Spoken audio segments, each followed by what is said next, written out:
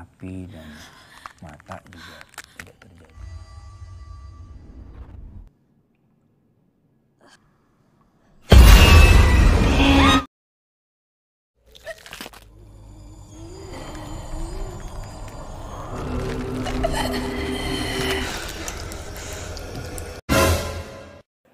Halo teman-teman, sawadikap, gimana kabar kalian? Balik lagi bersama saya Babuk di channel Raf Wise. Kali ini saya akan merangkum alur film horor Indonesia yang berjudul Rasuk 2. Rasuk 2 merupakan film horor Indonesia yang digarap oleh Mas Rizal Mantovani dan ditulis oleh Mbak Risa Saraswati. Film ini juga dibintangi oleh Nikita Willy, Ahmad Megantara, Asri Welas, dan masih banyak yang lainnya. Film yang berdurasi 85 menit dan dirilis pada Januari 2020 ini merupakan film yang menceritakan tentang seorang gadis yang merupakan mahasiswa kedokteran yang lagi dalam masa magang. Namun saat masa-masa magang, Isabella ini pun merasa tidak nyaman karena dirinya memiliki kemampuan melihat jurik atau dengan kata lainnya adalah indigo. Dengan sekuat tenaga, Isabella mencoba melawan rasa takutnya itu. Film ini juga bisa dikatakan cukup berhasil membuat rasa tegang dan menakutkan dengan menampilkan jump scare penampakan yang ada di sepanjang film. Bukan hanya itu saja, musik dan dialog yang menegangkan pada film ini juga membuat penontonnya kaget dan histeris. Oleh karena itu, bila kalian penasaran, jangan lupa tonton video ini sampai habis dan semoga cara saya bercerita bisa membuat kalian semua puas dan berbahagia.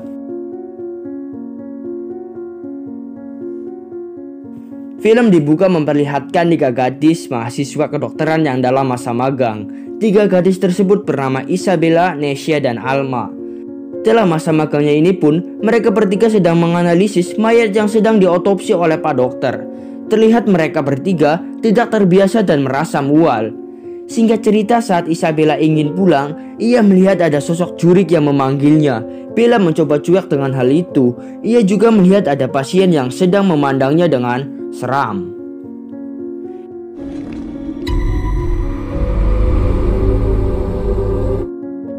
Di lain tempat terlihat Nesya yang sedang memandangi Raja yang sedang asik minum kopi di depan kos-kosannya. Raja ini merupakan tetangga kos dari Bella, Nesya, dan Alma. Namun si Raja ini nampaknya suka dengan Bella. Kemudian ketika Nesya dan Alma sedang sarapan, mereka mendengar gosip penampakan jurik AWW. Pada saat itu, Isabella nampak terburu-buru ingin keluar. Saat Isabella ingin pergi keluar, ia didatangi oleh Raja yang mengajaknya ngopi bareng. Besok mau ngopi bareng kan? Nanti aku update.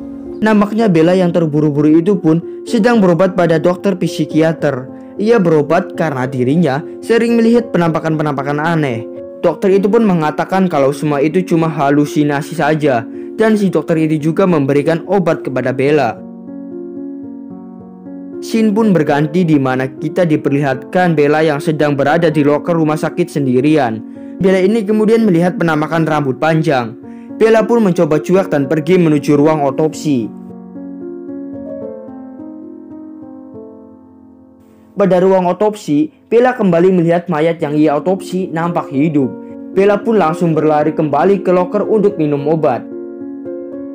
Sesaat setelah minum obat, ia terlihat pusing dan tiba-tiba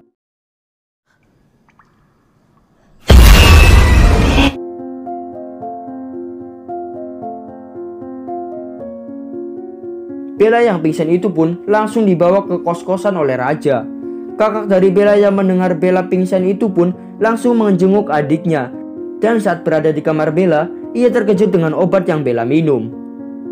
Temannya si Bella ini pun mulai curiga kalau si Bella adalah anak indigo. Jangan-jangan dia punya indera keenam kali, dia bisa lihat hantu.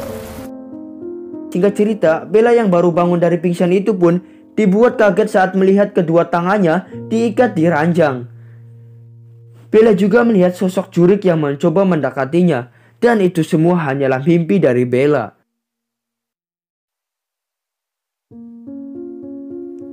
Yang kemudian ketika Bella sudah sadar, si Raja mendatangi Bella. Mereka sedikit berbincang-bincang di sini. Nampaknya mereka berdua mulai saling suka, teman-teman. Iya, aku bercanda.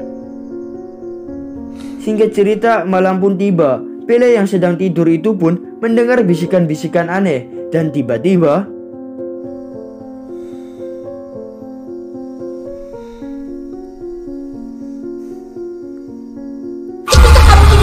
Kekagetan Jin. Bukan hanya itu, jurik itu pun kembali menakut-nakuti Bella dengan keluarnya tangan dari kolong ranjang. Bella pun berteriak-teriak meminta tolong. Teriakan tersebut ternyata didengar oleh raja. Isabella ini pun nampaknya sedang dirasuki oleh jurik tadi. Jurik itu juga mengatakan perkataan sama, yaitu di sini aku akan tinggal. Entah apa maksudnya itu, saya juga belum paham. Dan saat raja datang ke kamar Bella dan memegang Bella, tiba-tiba ia terpental. Jurik AWW yang ada di dalam tubuh Bella itu pun nampaknya sangat benci dengan si raja. Entah apa yang dilakukan raja pada si jurik itu, nanti juga kalian semua bakal tahu. Mas-mas satpam yang mendengar keributan di kamar Bella itu pun langsung menuju ke kamar Bella. Mas-mas satpam itu pun dibuat terkejut saat melihat Isabella yang sudah dirasuki oleh jurik. Mas-mas satpam itu pun mencoba mengeluarkan si setan jurik itu dari dalam tubuh Bella. Keesokan harinya, Bella yang sangat pucat dan lemas itu pun dibawakan makanan oleh raja. Bella dan raja di situ nampaknya sedikit berbincang-bincang.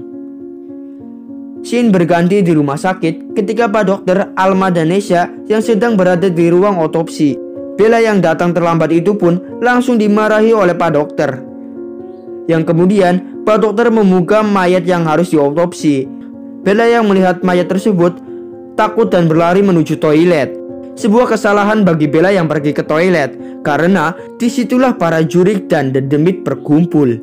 Dan benar saja, saat itu juga tiba-tiba lampu mengalami konslet, keran air bermuncrat-muncratan, dan yang mengejutkannya adalah perut Bella nampak terluka. Dan saat Bella meminta bantuan kepada Bu Dokter, ternyata itu semua hanya halusinasi dari Bella saja. Kemudian Bella kembali mendatangi dokter psikiater itu. Bella mengatakan kepada dokter itu kalau dirinya akan pergi dari kos-kosan dan rumah sakit tersebut. Namun dokter itu pun melarang dan mengatakan kalau Bella harus melawan rasa takut itu. Lawan semua rasa ketakutan kamu sendiri.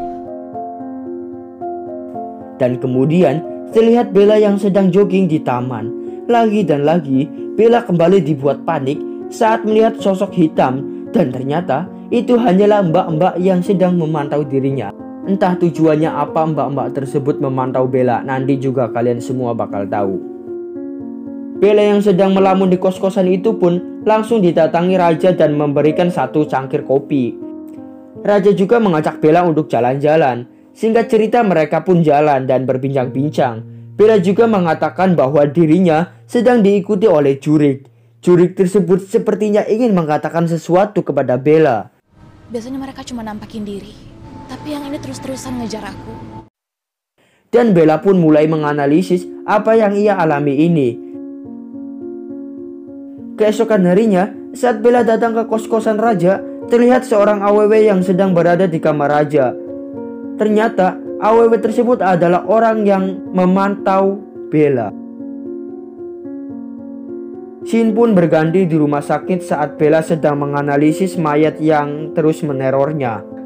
Pak dokter yang melihat itu menyuruh Bella untuk berhenti menganalisisnya karena kasus mayat tersebut sudah terpecahkan oleh Pak Polisi. Dan tiba-tiba mayat tersebut muncul di belakang Bella dan memberikan ingatan kejadian yang dialami oleh mayat tersebut. Bella yang melihat ingatan tersebut menangis dan berjanji akan membantu mayat tersebut. Aku akan bantu kamu. Yang kemudian Bella didatangi oleh AWW yang mengintai dirinya di saat jogging. AWW tersebut bernama Daya, sahabatnya Dara. Aku Daya, sahabatnya Dara. Ah, Dara? Dara siapa? Nanti juga kalian semua bakal tahu. Scene pun berganti saat Raja terlihat emosi dan langsung membanting HP. Kemudian Raja terlihat sangat aneh saat mendengar kalau Bella sedang bertemu dengan cewek berambut panjang. Raja pun langsung mengusir teman-temannya Bella. Di sini terlihat perbedaan sikap dari Raja.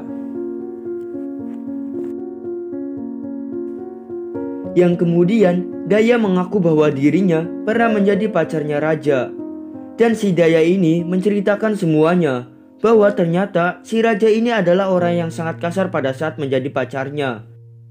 Yang kemudian temannya yang bernama Dara ini menyadarkan Daya untuk pergi dari raja. Singkat cerita, ketika mereka berdua pergi, tiba-tiba raja mengejar mereka berdua. Raja juga memecahkan kaca mobil mereka. Mereka yang takut itu pun berlari menuju hutan.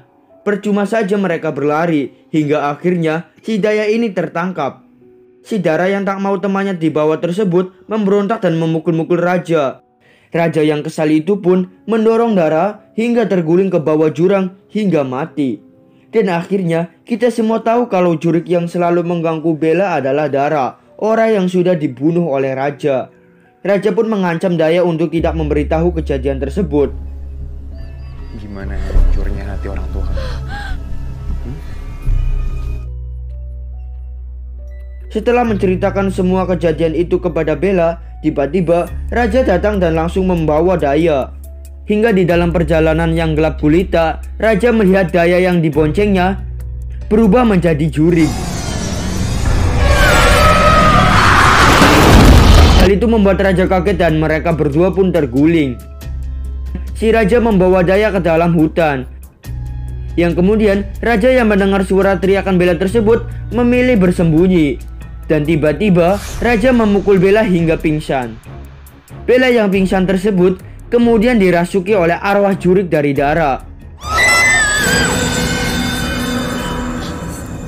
Hingga kemudian Bella yang dirasuki jurik itu pun mendorong raja ke dalam jurang hingga mati.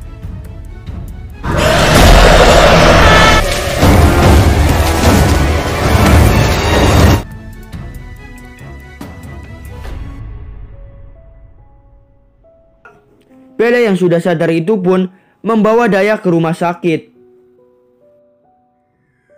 Singkat cerita, akhirnya Dara ini bisa dikuburkan dengan layak. Orang tua dari Dara ini juga berada di sana, teman-teman. Film pun berakhir ketika Bella yang sudah bisa terbiasa dengan kemampuan yang bisa melihat jurik-jurik itu. Film pun tamat. Film ini menurut saya cukup lumayan ya, walau karakter si raja ini sedikit kurang gimana gitu kalau menurut saya. Tapi keseluruhan audio dan jump scare-nya cukup membuat saya kaget. Oleh karena itu sekian aja video alur cerita film kali ini. Semoga kalian puas dengan apa yang saya sampaikan. Jangan lupa subscribe supaya saya yang pemula ini bisa lebih bersemangat.